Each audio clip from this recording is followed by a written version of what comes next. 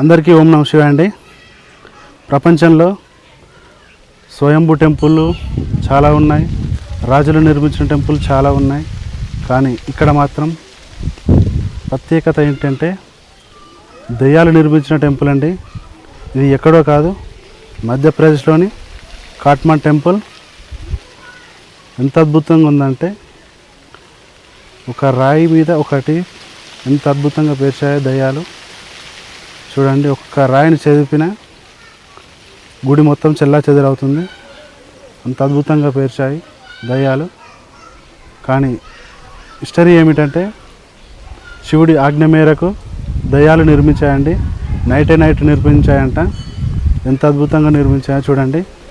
తెల్లవారుతుండగానే గుడి ఆడికే ఆపేసిన టెంపుల్ ఇది. చూడండి ఎంత అద్భుతంగా ఉందో.